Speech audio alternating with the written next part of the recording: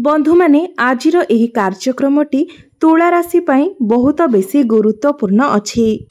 आज आमे जानिबा तुला राशि पाई 2024 रो अगस्त मासटी किपरि रहिबो। तुला राशि रो मासिक राशिफल उपरे आलोचना करिबा।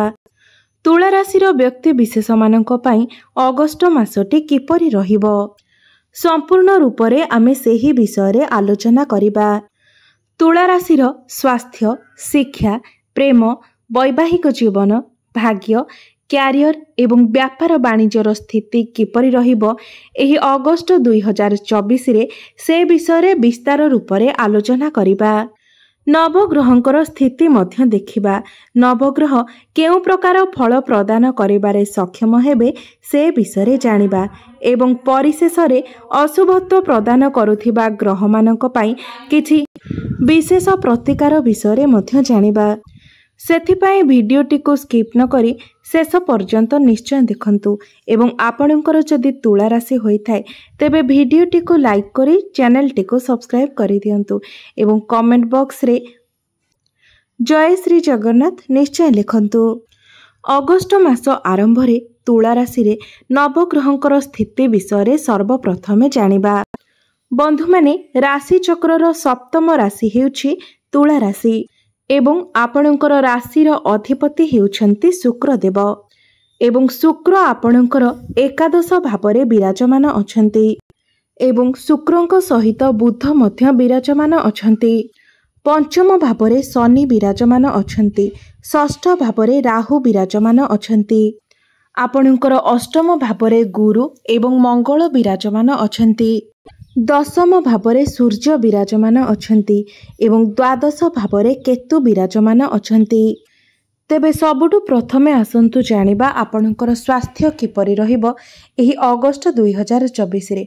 तो बंधु माने आपणकर कुंडलीर प्रथम भावटी होइथाय आपणकर स्वास्थ्यर भाव, आपणकर इम्यूनिटी सिस्टमर भाव एवं आपणकर प्रथम भावर अधिपति हेउछंती शुक्र एवं शुक्र आपणकर एकादश भावरे विराजमान अछंती।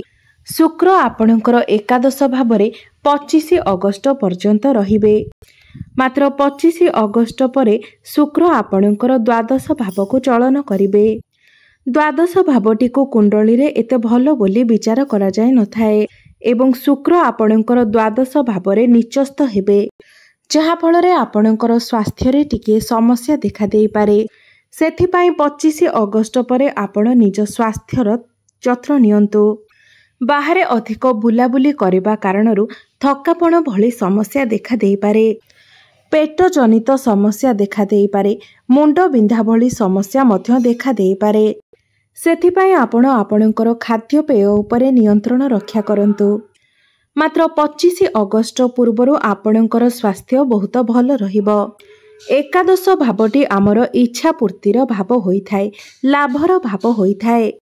एही समय आपणकर इच्छा शक्ति बढ़िबो एवं चारिदिगरु आपणकु लाभ मध्य प्राप्त हेबो। तो 25 अगस्त पूर्वरु आपणकर स्वास्थ्य बहुत भल अछि। मात्र 25 अगस्त परे आपण निजर स्वास्थ्य प्रति सतर्क रुहंतु।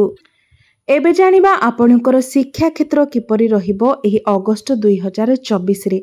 तो बंधु माने कुंडलीर पंचम भावटी होइथाय आपणकर शिक्षार भाव एवं आपणकर पंचम भावर अधिपति हेउछंती शनिदेव एवं शनिदेव आपणकर पंचम भावरे अर्थात निज गृह रे ही विराजमान अछंती एवं भल स्थिति रे मध्य अछंती।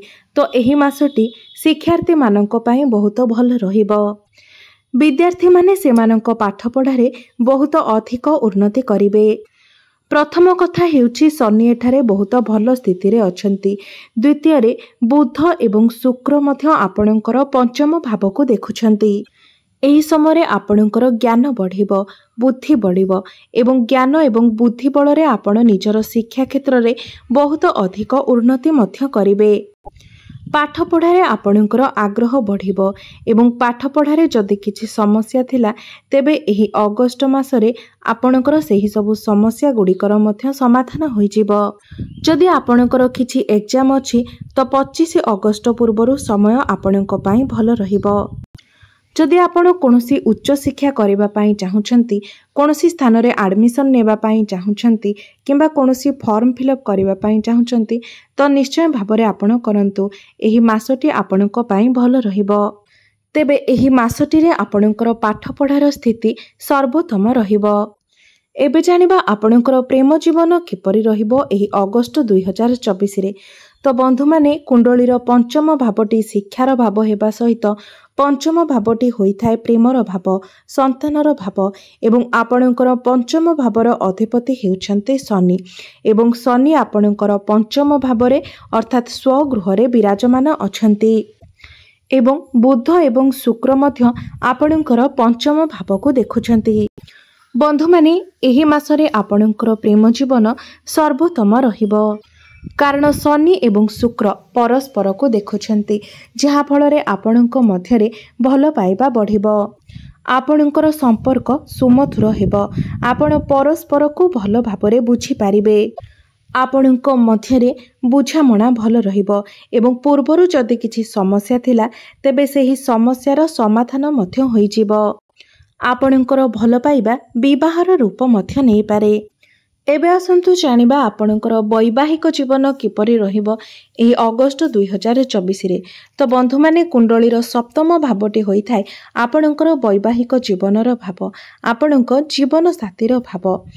तो आपणकर सप्तम भावर अधिपति हेउछन्ति मंगल देव एवं मंगल आपणकर अष्टम भावरे विराजमान अछन्ति। अष्टम भावटी को कुंडली रे एते भलो बोली विचार करा जाय नथाय। तो एही मासरे आपणकर वैवाहिक जीवन रे टिके समस्या देखा देई पारे। आपणक मध्यरे मन मनांतर एवं कଳି झगड़ा होई पारे। आपणकर लाइफ पार्टनरकर मध्यरे टिके क्रोध देखा देई पारे। एहा द्वारा आपणकर वैवाहिक जीवन रे समस्या देखा देई पारे किंबा तांकर स्वास्थ्य रे किछि समस्या देखा देई पारे। मात्र एहा केवल 26 अगस्त पर्यंत। 26 अगस्त परे आपणकर वैवाहिक जीवन बहुत भल रहिबो, कारण 26 अगस्त को मंगल आपणकर नवम भाव को गोचर करिवे, जहा फलरे आपणकर वैवाहिक जीवन रे सुधार आसीबो। जहाँ भी किछि समस्या थिबो से सबु समस्यार समाधान होई जिवो। एबे आसंतु जानिबा सबुठारु गुरुत्वपूर्ण विषय वस्तु आपणकर भाग्य, क्यारियर एवं व्यापार वाणिज्य किपरि रहिबो एही अगस्त 2024 रे। तो बंधु माने कुंडलीर नवम भावटी होइथाय भाग्यर भाव। नवम भावर अधिपति हेउछन्ति बुध एवं बुध आपणकर एकादश भावरे विराजमान अछन्ति। बंधु माने भाग्य स्थानर स्वामी आपणकर लाभ स्थान रे विराजमान अछन्ति। एही मासरे आपणकर भाग्य बहुत भल अछि। भाग्य बलरे आपण समस्त कार्य रे सफलता प्राप्ति करिवे। भाग्य बलरे आपण कम परिश्रम रे अधिक सफलता हासिल करिवे। चारि दिगरु आपणको लाभ प्राप्ति हेबो। आपणको गृह रे कोनोसी शुभ मांगलिक कार्यर आयोजन मध्य होई पारे। एही समय आपण कोनोसी बड़ इन्वेस्टमेंट करि पारंती किंबा कोनोसी बड़ कार्यर आरंभ मध्य करि पारंती। शेयर मार्केट एवं स्टॉक मार्केट रे कार्य करुथिबा व्यक्ति मानक पई एही समयटी अत्यंत शुभमय रहिबो। सेमानकु आकस्मिक लाभ प्राप्ति हेबो। एहा परे 22 अगस्त को बुध बक्री हेबे एवं सेतेबेले बुध आपणको आपणकर चतुर्थ भावर फल मध्य प्रदान करिवे। तो एही समय आपण कोनोसी जानवाहन किंबा कोनोसी प्रॉपर्टी किनिबा पई मन बळाई पारंती। एबे आसंतु जानिबा आपणकर क्यारियर किपरि रहिबो एही अगस्त 2024 रे। तो बंधु माने आपणकर दशम भावटी होइथाय आपणकर क्यारियर भाव, आपणकर कार्य क्षेत्रर भाव एवं आपणकर दशम भावर अधिपति हेउछन्ति चंद्रमा एवं चंद्रमा प्रति 2 दिन रे थरे निजर राशि परिवर्तन करिथांती। आपणकर दशम भावरे सूर्य विराजमान अछन्ति एवं सूर्य हेउछन्ति कार्यर कारक ग्रह। सूर्य हेउछन्ति सौर मंडलर राजा। तो एही मासरे आपणकर क्यारियर बहुत भल रहिबो। काम कार्य रे आपणको मान सम्मान प्राप्ति हेबो। प्रत्येक कार्य को आपण सुरुखुरुरे करि पारिबे। आपणकर कॉन्फिडेंस लेवल बढ़िबो। आपण निजर प्रॉफिट पई एही मासरे किछि अधिक चिंता करिवे। आपणकर फाइनेंशियल ग्रोथ पाई आपण किछि अधिक भाबी पारंती। एही मासरे आपणको चाकरी मिलिमार मध्य बहुत अधिक संभावना रहुछि। तो जो मानको पाखरे चाकरी नाही से मानको नूतन चाकरी प्राप्ति हेबार जोग रहुछि। ऊपर ऑफिसरकर सपोर्ट आपणको मिलिबो।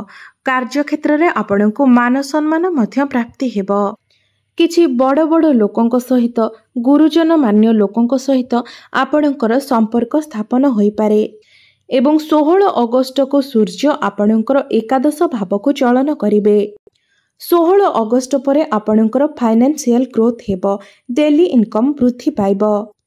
आपणको चतुर्दिगरु प्रॉफिट मिलिबो। चाकरी मिलिबार संभावना मध्य अधिक बढ़ी जिवो। प्रमोशन हेबार मध्य जोग बनुअछि। तो सबु दृष्टिरु क्यारियर दिगरु देखिबाकु गले एही मासटी आपणको पाई आपणकर क्यारियर पाई बहुत भलो रहिबो। व्यापार वाणिज्यर कथा हेबा तो आपणकर सप्तम भावटी होइथाय व्यापार वाणिज्यर भाव। एवं आपणकर सप्तम भावर अधिपति मंगल आपणकर अष्टम भावरे विराजमान अछंती। एही मासरे आपणकर व्यापार वाणिज्य एवरेज रहिबो। 50% भलो रहिबो। मात्र 26 अगस्त परे आपणकर व्यापार वाणिज्य बहुत भलो रहिबो। आपणकर डेली इनकम रे वृद्धि आसीबो। मात्र 26 अगस्त पूर्व आपणकर व्यापार वाणिज्य रे टिके समस्या देखा देई पारे। कारण मंगल आपणकर अष्टम भावरे विराजमान अछंती। पार्टनरशिप रे बिजनेस करुथबा व्यक्ति मानक पई समय एतेटा भलो नाही। कोनोसी स्थानरु आपणको धोखा मिली पारे। कोनोसी व्यक्ति आपणको ठकी देई पारंती। तो एसबु प्रति आपण टिके सावधान रुहंतु। आपण एही समय कोनोसी व्यक्तिंक ठारू ऋण मध्य नियंतु नाही। मात्र 26 अगस्त परठारू आपणकर व्यापार वाणिज्य रे सुधार आसीबो। एबे जानिबा किछि उपाय विषय जो उपाय गुडी को करबा द्वारा एही मासरे जहाँ भी किछि अशुभत्व रहुछि से सबु अशुभत्वर खंडन हेबो। आपणको शुभत्व प्राप्ति हेबो। आपण प्रत्येक दिन हनुमान चालीसार पाठ करंतु। प्रत्येक दिन बुधंकर बीज मंत्रर जप करंतु। ओम ब्रांग ब्रिंग ब्रोंग सह बुद्धाय नमः एही मंत्र को आपण प्रत्येक दिन 108 थर निश्चय जप करंतु। एहा व्यतीत शुक्रंकर बीज मंत्र ओम द्रांग द्रिंग द्रोंग सह शुक्राय नमः एही मंत्र को मध्य आपण प्रत्येक दिन 108 थर जप करंतु।